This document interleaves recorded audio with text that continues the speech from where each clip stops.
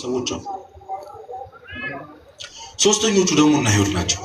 ስህተቱን ለማውጣት ከሚያወራው ነገር ስህተት አወጣው ከሀገርየው መንግስት ጋር ለማጋጨት ማለት ነው። እንዲህ እኮ አለ ለማለት ስርስሩ የሚሉት እያንዳንዱ የሚናገረውን ነገር ስህተት ለቅሞ የሚያደርገውን ነገር አንስተው ህዝቡን ለማሳመጽ ብለው የተከተሉት ሰዎች አሉ። ስንተኞቹ ናቸው እነዚህ? ሶስተኞቹ ናቸው። አራተኞቹ መልኩን ለማየት ነው። ቅድም እንዳልኳችሁ ዝናውን የሰሙ ብዙ ናቸው። ማን የሆነ መሲህ የሚባለው ማን የሆነ ክርስቶስ የሚባለው ባለፈው አበርክቶ ያበላው ሙት ያስነሳው ማን ነው ብለው መልኩን ለማየት ብቻ ምን እንደሚመስል ለማየት ብቻ የተከተሉታላችሁ አሉ። አምስተኞቹና ዋነኞቹ ግን በትክክል ቃሉን ፈልገው እሱ የእውነት የእግዚአብሔር ልጅ እንደሆነ አምነው ነፍሳቸውን እንደሚያድናቸው አውቀው አምነው ቃሉን ለመስማት ለመጽናናት በእውነት ክርስቶስ ኢየሱስን ጠብቀው የነበረው መሲህ እሱ ነው ብለው አምነው፣ አምስተኞቹ ግን በእውነት ከልባቸው የተከተሉት ናቸው። እንግዲህ ምዕመናን እኛ ከነዚህ ከአምስቶቹ እግዚአብሔርን የምናምነው ስለምንድን ነው? የምን ራሳችንን ስንጠይቀው እሱ እኮ እንዳደረገልን የሆነ ሰዎች እንደተደረገልን እንደተሞተልን ሰው ነው የምንኖረው? እውነት አንድ ክርስቶስ ራሱን በመስቀል እንደተሰዋለት ሰው አንድ አምላክ መጥቶ ወርዶ ደሙን እንዳፈሰሰለት ሰው ነው ወይ እየኖርን ያለነው? መቅጃ ማለት እኮ የእግዚአብሔር ቃል ዘወትር የሚቀዳበት እኮ ሁልጊዜ ተምረናል፣ አውቀናል፣ ስለ ስቅለቱ ሰምተናል። ግን እኛ ለክርስቶስ ምን አደረግንለት? መቅጃ የለህም። ስሜ በአሕዛብ ዘንድ ስለ እናንተ ይሰደባል ተብሎ እግዚአብሔርን አሰደቡ። የድሮ ክርስቲያኖች እኮ ምዕመናን ይኸውላችሁ አንድ አሕዛብ መጥቶ ለምሳሌ ሲቀላቀሉ የሆነ አሕዛብ መጥቶ እኮ እንደው ትውት ከተጫወተ ዝም ካለ ከአፉ ስድብ ከጠፋው ምን እንደሚባል ታውቃላችሁ? ዛሬ ከክርስቲያኖች ጋር እንዲህ አልኩ ነው የሚባል። እየሰማችሁ? ይሄ ግን የድሮ ክርስቲያኖች መገለጫ ነው። አሰድባናታል ቤተክርስቲያን እንዳልተማረ ሰው እንዳላወቀ ሰው አምላክ እንዳልሞተለት ሰው ነው ግን የምንኖረው እኛ። እግዚአብሔር የምንፈልገው ለራሳችን ጥቅም ነው። የመጀመሪያዎቹ ለምግብና ለመጠጥ ብለው የሆነ ነገር እንዳይጎልብን፣ የሆነ ነገር ሲጎልብን ቤተክርስቲያን እንመጣ፣ የሆነ ነገር ሲጎልብን የሐዘን ሰዓት ቤተክርስቲያንን ምን ከፍለ ቤት ኪራይ ስናጣ ከሰው ስንጣላ ምን ሄድበት ስናጣ የሐዘናችን ሰዓት እግዚአብሔር ጋር መሸሸጊያችን ነው። በዓሉ ሲመጣ ሰርጉ ሲመጣ ግን ወደ መጨፈር ነው፣ ወደ ሰይጣን፣ ወደ ራሳችን። ደስ ሲለን እግዚአብሔር ትዝ ይለን፣ ሲርበን እንጂ ስንጠግብ እግዚአብሔር ትዝ ይለን። አብዛኞቻችን ለጥቅማችን ነው እግዚአብሔር ፈልገው፣ ለጥቅማችን። ከምስጋና በፊት እኮ ልመና ሮሮ እኮ የሚቀርብ አይደል? ጸሎታችን ይሄን አድርግልኝ፣ ስራ ስጠኝ፣ ደሞዜ እንደው አስጨምርልኝ፣ እንደው እግዚአብሔር አላሳዝንም። ንስንስ ነው የምናደርገው። ማማረር አይወደኝም እንላለን ገና የሆነ ነገር ስናጠፋ። መተንፈሳችን፣ መብላት መጠጣታችን፣ መራመዳችን እየኖርን እንደሆነ ኃጢአታችን ሳይቆጥርብን በሞት አለመውሰዱን መታገሱን ቸርነቱን ትተን እኛ የሚታየን የሆነ የጎደለን ነገር፣ የሆነ የጎደለው ጓዳችን ነው ትዝ የሚለን፣ መሶቡ ነው ትዝ የሚለን። እንደ ሰው እኩል አለመኖራችን፣ እንደ ሰው መኪና አለመንቀሳቀሳችን። ዛሬ ሶሻል ሚዲያ ላይ የምናያቸው በጣም የተሳካላቸው የሚመስሉ ሰዎች እነሱን አለመሆናችን እግዚአብሔር እኔን አይወደኝም ማለት እንጀምራለን። እሱ እኮ እስከ ሞት ነበር የወደደን።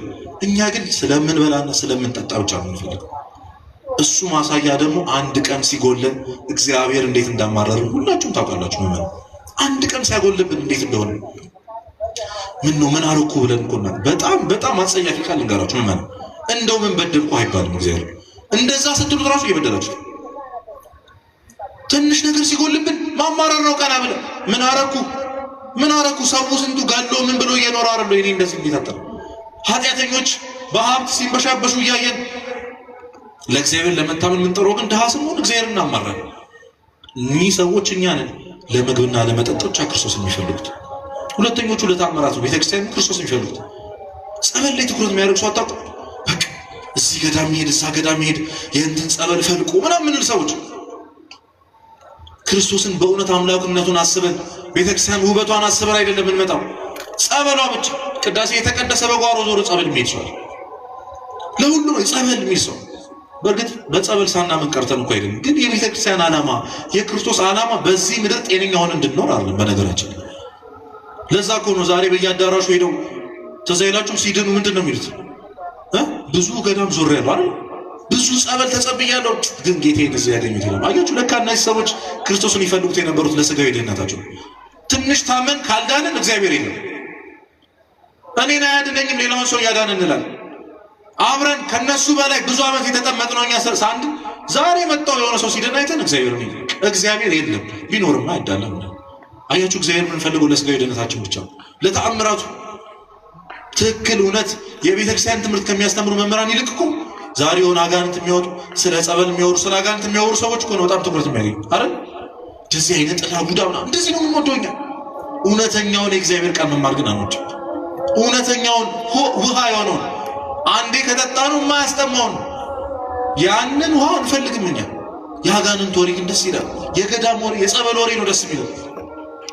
እዚህ ቦታ ሂድ ትድናለህ ምናምን ማለት ነው ደስ የሚለው። እውነተኛው መድኃኒት እኮ ስጋና ደሙ ነው። ክርስቶስ ይወላችሁ ያለ ጸበልም በጸበልም ያድናል። አለመዳንም እንችላለን እኛ ያሳስበንም። የሚያሳስበን የነፍሳችን ቁስል ነው፣ ነፍሳችን አለመዳን ነው። እኛ ግን የታመመው እግራችን እንደው የሆነ አካላችን ነው ትዝ የሚለን። እንደው የነገር እኮ አለቃል የት ብሄድ የት ብጠመቅ ይሻላል ማለት ነው ትዝ የሚለን። እግዚአብሔርን ለታምራቱ ብቻ የምንፈልግ ሰዎች አለን። ደግሞ ስህተት ፍለጋ የሚመጣ ሰው አለ።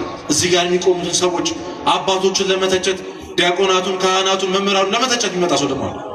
አይ ዛሬ ደግሞ እንደው አበላሹት ምናምን ይል ዛሬ የዘንድሮ ምናምን ይል የኛ ድርሻ ተዛ ይለንም አባቶችን መስደቡ ነው። የዚህ ትውልድ ስራ ደግሞ ታውቃለች። አንተ ንስሐ ገብተሃል፣ አንተ እግዚአብሔርን አስደስተሃል፣ ስጋው ደግሞ ተቀብለሽ እግዚአብሔርን አክብረሻል፣ ቤተክርስቲያን የምታዘውን ሁሉ አድርገሻል። መጀመሪያ ስለ ሰው ከማውራታችን በፊት ቅድም እንዳልኳችሁ ፈራጅነት ነው ያለው። ሁሉም ወጣት ለሃይማኖቴ ሟች ነኝ ይላል። ቤተክርስቲያን እኮ እንድትሞትላት አይደለም የምትፈልገው፣ እንድትኖርላት ነው። እግዚአብሔር የሚሞትለት ያጣ መስሏችሁ ነው? ይቺ ቤተክርስቲያን የሚሞትላት ሰው ያጣች መስሏችሁ? የእሷ ዓላማ እኮ ሰማዕታትን ማብዛት አይደለም፣ ደም እንዲፈስ መፍቀድ አይደለም። በትክክል ክፉ ልማዳቸውን፣ ኃጢአታቸውን፣ ሱሳቸውን ትተው የሚመጡ ከስጋዊ ነገር ሰማዕት ሆነው የሚመጡ ወጣቶች የምትፈልገው ቤተክርስቲያን። የእሷ ዓላማ እኮ አንተን በክርስቶስ ቀኝ ማሰለፍ ነው እንጂ ለሃይማኖቴማ ሟች ነኝ ብለህ እዛ ስንጠጣበትና ስንዘልበት ከነበረበት ቦታ ዘለን እንድንመጣ አይደለም። ይሄ አያኮራትም ቤተክርስቲያን። መተህ በየቀኑ የምትፈተትልን ስጋና ደም ተቀበል። ሁላችንም ንስሐ መግባታችን ወደ እግዚአብሔር መመለሳችን የምትፈልገው ይቺ ቤተክርስቲያን እንጂ ስትቃጠል እየሮጠ የሚመጣ ወጣት አይደለም። እሱማ ማናጣ እንድትኖርላት የሚፈልገው እንድትኖርላት የምትፈልገው ግን እኛ ስህተቱ ላይ ነው ትኩረት የምናደርገው። ቤተክርስቲያን ውስጥ ካሉ አገልጋዮች እኮ ውጭ ያሉ ሰዎች ይሻላል እንላለን። አረ ቤተክርስቲያን ውስጥ ሆኖ ኃጢአት ከመስራት ቅዱስ ዮሐንስ አፈወርቅ ቤተክርስቲያን ሐኪም ቤት ናት ይላል። ምንድን ናት? እየሰማችሁኝ ነው? ቤተክርስቲያን ምንድን ናት? ሐኪም ቤት ናት። እና አንድ ሰው ከቤተክርስቲያን ውጭ ኃጢአት ሆኜ ብሰራ ይሻላል አገልጋይ ሆኜ ከምቀሰፍ ይላል። እንዲህ ስትሉ እኮ ከሐኪም ቤት ውጭ ያለ ሰው ቢታመም ይሻላል፣ ሐኪም ቤት ውስጥ ያለ ሰው ቢታመም ይሻላል። ምን ውስጥ ያለ ሰው ይሻላል? ለመዳን ቅርብ ነው። እቺ ቤተክርስቲያን የሚያገለግል ሰው ለመዳን ቅርብ ነው። ስጋው ደግሞ አጠገቡ ነው። ለመማር ለመሰበር ቅርብ ነው። ከሩቅ ሆኖ መከተል አያዋጣም። ምን እግዚአብሔር በቤት ውስጥ ያሉትን ለመማር ቅርብ ነው። እንደው አስቡት ዛሬ ክርስቶስ እንደው ቢመጣ እዚህ ውስጥ ያለ ነው ከነ ኃጢአታችን ቁጭ ብለን አሁን ብርዱን ምኑን ይዘን ታገሰን ቁጭ ብለን እየተማርን ያለንን ሰዎች ውጭ ያሉትን ሰዎች ነው እንደው ሊጸድቁ እንኳን ቢችሉ ውስጥ ያለ ነው። ሞት ቢመጣ ምን እያደረግን እንዲወስደን የምትፈልጉት? ቤተክርስቲያን ሆነን ብንሞት አይሻል? ተመላልሰን ብንሞት አገልግለን ብንሞት አይሻል? ከሩቅ ሆኖ አይባልም መመናል። ለዛ ነው ስህተት የሚፈልጉ ሰዎች አሉ። ገና መጥተው የሰው ስህተት ብቻ የሚታያቸው እግዚአብሔርን የማያዩ ሰዎች አሉ። ክርስቶስ መጥቶ ምን ላደርግልህ ትወዳለህ አለው። አይነ ስውሩ አይኔን አብራልኝ አለው። ሲዳብሰው አሁን ምን ይታያል ይለዋል። ሚንዣዋዥው ሽንበቆ ይታየኛል። ክርስቶስ ድጋሚ አይኑ ሲዳብሰው ያኔ ክርስቶስ ታየው። አሁን እኛ መተን የሚታየን እኛ እዚህ ጋር ያለሁት እኔ ኃጢአተኞቹ ይህችን የቤተክርስቲያን ስም የምናሰድበው እኛ ነን። ተዝ የሚላችሁ የሚታያችሁ ትንሽ ታገሱ ምዕመናን። አይናችሁን ክርስቶስ ድጋሚ ሲፈውሰው ማን ይታያችኋል? እግዚአብሔር ክርስቶስ ይታያችኋል። እስከዛሽ ግን መታገስ ያስፈልጋል። እዚህ ውስጥ ካሉት ሰዎች ተሻግሮ መቅደሱን ማየት ክርስቶስን ማሰብ ያስፈልጋል። ደግሞ ሐኪም ቤት ውስጥ እንዴት በሽተኛ ይኖራል ይባላል? ሐኪም ቤት ሄዳችሁ ይሄን የመሰለ የተከበረ ቦታ ላይ ዶክተሮች ያሉበት እንደዚህ አይነት ቦታ ላይ እንዴት በሽተኛ ይኖራል ይባላል? አይባልም። ሁላችንም ታካሚዎች በሽተኞች ነን። ልንታከም ነው የመጣው። ቤተክርስቲያን ውስጥ ብዙ ኃጢአተኛ ይበዛል። ምክንያቱም መድኃኒቱ እዚህ ስላለ ሌላ ምንም አይደለም። ይሄ ለስተት የሚፈልጉ ነው። አራተኛው ደግሞ እንዲሁ ለማየት የሚመጣ ሰው አለ። እንደው ዛሬ እስኪ ጉባኤ ያለ ተብሏል፣ እስኪ እንደው ሊያቸው ብሎ የሚመጣ ሰው የማይማር ጎንበስ ብሎ ስልኩን የሚጎረጉር ምንም አይመስለው ፎቶ ለማንሳት ቪዲዮ ለመቅረጽ ይመጣ ሰው ትዝም አይለው ቃል እግዚአብሔር ክርስቶስ ትዝም አይለው ማለት መቅደስ ውስጥ ገብተን ቪዲዮ መቅረጽ ነው ማሳየት እዚህ ነበርን ለማለት የቤተክርስቲያን ውበቷን ለማየት ማህሌቱ እንዴት ደስ ይላል ለማለት የሚመጣ ሰው ስለ ንስሐ ስለ ሥጋው ወደሙ ስጠይቁት ምንም አያውቅም። ቤተክርስቲያን ግን በየቀኑ እንመላለሳለን። እንደው እረፍት ይሰጣል ሰላም ይሰጣል ምንም ሰዎች አሉ። ወደ መቅደሱ ግን የማንገባ ሰዎች አሉ። መልኩን ለማየት ብቻ እንደው ምን ይመስላል ለማለት የዛሬ ጉባኤ ትላልቅ ሰዎች ተጋብዘዋል ብለው የሚመጣ ሰው አለ። እግዚአብሔርን አስበው ሳይሆን የተጋበዙትን ሰዎች ብለን የሚመጣ ሰዎች እንደው እግዚአብሔር ይቅር ይበል ሁላችንም። ከሰው አልፈን እግዚአብሔር ማየት ያቃተን ትውልዶች እኛ ያሉነት ከተጋበዘ ሰው ይልቅ እግዚአብሔር ትዝም አይልም። ወንበሩ ይሞላል ሰው አለ ሲባል በጣም ዝነኛ ሰው ይመጣል ሲባል ወንበሩ ይሞላል ምንቀመጥበት እናጣለን። እግዚአብሔር ስንት ጊዜ እንደሳት ነው እኮ እውነት ከእግዚአብሔር ጋር ስንት ጊዜ እንደተሸዋወድን አይገባንም እኛ። እነዚህ አራተኞቹ ናቸው። አምስተኞቹና እውነተኞቹ ግን በእውነት እግዚአብሔር ምን ሊያስተምረኝ ወደዋል ለእግዚአብሔር ብሎ ለመኖር የሚፈልጉ ስጋና ደሙን በየቀኑ የሚራቡ የሚጠሙ ምእመናን ናቸው። ከነዚህ ወገን ያርገን እውነት እና እግዚአብሔርን እውነቴን ነው የምላችሁ። እስኪ ዛሬ ጌታ ሆይ መቅጃ የለህም ተብሎ ከመሰደብ አገል እንደዛ ሆኖ መስቀል ላይ ከመውጣት እርቃኑን ከመሰቀል በላይ ምን እንዲሆንልን ጠብቃችሁ? ከዚህ በላይ ምን ያርግልን? ሁሉን አድርጎልናል እኮ አሁን ድርሻው የኛ ነው። እግዚአብሔር ሆይ ምን ላርግልህ ብለን ነው እናውቃለን። እስኪ በጸሎት ምንድነው የምትፈልገው ከኔ ምንድነው የሚጠበቀው? ጌታ ሆይ ይህ ሁሉ ዘመን አኖርከኝ፣ አበላኸኝ፣ አጠጣኸኝ፣ ይኸው አሁንም በቸርነትህ ታኖረኛለህ። ታግሰ ኃጢአቴን አይተህ እንዳላየ ሰምተህ እንዳልሰማ ሆነህ ታልፈኛለህ። ጌታ ሆይ አሁን እኔ ምን ላርግልህ የምንለው መቼ ነው? ለክርስቶስ መታዘዝ መቅጃ ለመሆን የምንጠራው የእግዚአብሔርን ቃል ለተጠሙ ሰዎች ጉድጓዱ ጥልቅ ከሆነው ከዚህ ትውልድ ጨለማ ውስጥ ካለው ለዚህ ትውልድ ሄደን እናወጣው መቼ ነው? እኛ ድነን ሰው የምናድነው መቼ ነው? ለእግዚአብሔር አገልጋይ ለመሆን የምንተጋው መቼ ነው? ይቺ ሳምራዊቷ ሴት ብዙ ከተነጋገሩ በኋላ መጨረሻ ላይ ስታነቡ የልቤን የነገረኝ ኑና እዩ ብላ ሄዳ እንስራዋን ጥላ ሄዳ ሳምራውያን ሁሉ ሰብስባ መጣቸው። ሁሉም እኛ እኮ ዛሬ ስለ መንፈሳዊ ነገር ከጓደኞቻችን ጋር ለማውራት አይገባኝም ምናምን ነው ምንድነው? እግዚአብሔር እኮ ያደረገልንን እውነት ቸርነቱን እኮ መስበክ ግዴታ አለብን።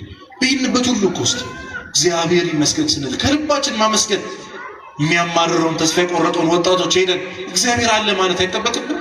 እግዚአብሔር ስንት የጨለማ ቀን አሳልፎናል። ያን ያሳለፈን እኮ ለእኛ ብቻ አይደለም። ዛሬ ጨለማ ውስጥ ያሉትን ሰዎች ሄደን እኔን እኮ ከዚህ ጨለማ ወጥቶኛል እግዚአብሔር አንተንም ያወጣሃል፣ አይዞ ወንድሜ ተስፋ አትቁረጥ ማለት ያስፈልጋል። ዛሬ ስንት ወጣቶች ናቸው ራሳቸውን የሚያጠፉት? እኛ የተማርነውን የተቀዳብንን መቅጃ ሆነን የተቀዳብንን ውሃ ማቀበል ስላቃተን ብቻ የተሰበርን መቅጃዎች ስለሆንን ዛሬ ዲያብሎስ በእግዚአብሔር ፊት ጌታ ሆይ መቅጃ እኮ የለህም።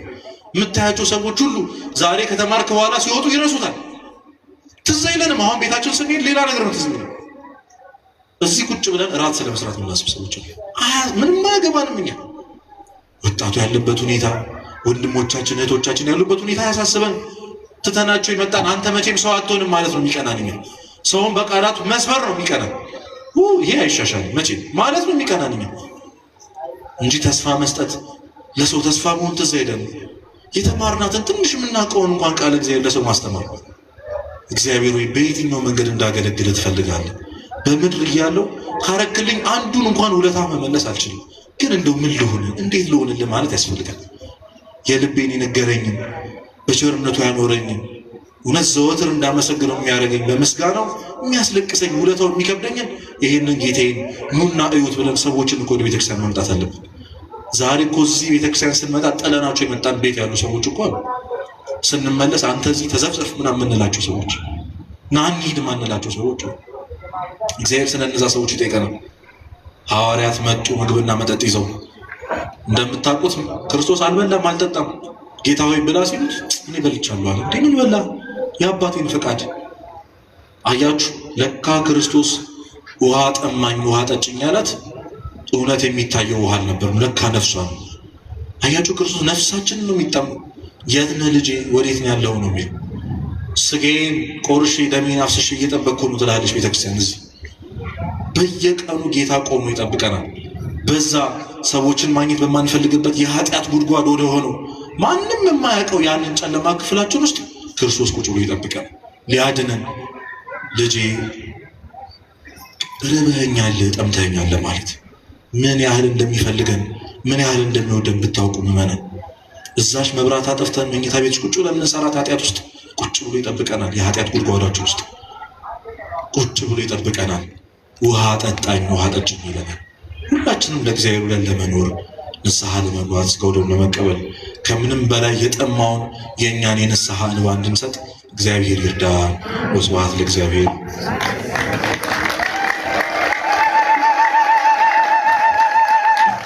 ያስተማረን የመከረን የገሰጸን የቅዱሳን አምላክ የእኛም አምላክ ኢየሱስ ክርስቶስ ስሙ ለዘላለም የተመሰገነ ይሁን። ጣፋጭና ተወዳጅ የሆነውን ቃሉን ላስተላልፉልን ለመምህራችን ለመምህር ዲያቆን ኢዩኤል ቃልዎት ያሰማልን፣ ቃልዎት ያሰማልን። የአገልግሎት ዘመናቸውን እግዚአብሔር ይባርክልን። ከዚህ የበለጠ እንዲያገለግሉ እግዚአብሔር ጸጋውን በረከቱን ያብዛልን። እኛም በዚህ ሰዓት ተገኝተን እንድንማር እንድንጽናና መጽናኛ የሆነውን ቃሉን ሕይወት የሆነውን ቃሉን መድኃኒት የሆነውን ቃሉን ትንሣኤ የሆነውን ቃሉን እንድንሰማ ስለፈቀደልን የአባቶቻችን አምላክ በድጋሚ የተመሰገነ ይሁን። በሰማነው ቃል ፍሬ እንድናፈራ እንድንኖርበት እግዚአብሔር መንፈስ ቅዱስ ይርዳን። ርዕሳቸውን ታስታውሳላችሁ? ውሃን የፈጠረ ማን ነው? እግዚአብሔር ነው። ግን እግዚአብሔር ለመነ። ውሃን የፈጠረ ነቢየ እግዚአብሔር ሲናገር መዝሙር 23 ምድርኔ ለእግዚአብሔር ምድር በመላ ዓለምኔ ወኩሎሙ ለነብሩ ውስቴታ ምድርና መላዋ በውስጧ በዓለም ያለው ሁሉ የማን ናት? የእግዚአብሔር ናት። ግን ለመነ። ስለዚህ እግዚአብሔር አምላካችን በእውነት ደስ በሚል አንደበት ትሕትና በተሞላበት ትዕግስት በተሞላበት በቤተ ክርስቲያን ቋንቋ አስተምሮናል። በድጋሚ ቃልዎት ያሰማልን። የመጨረሻው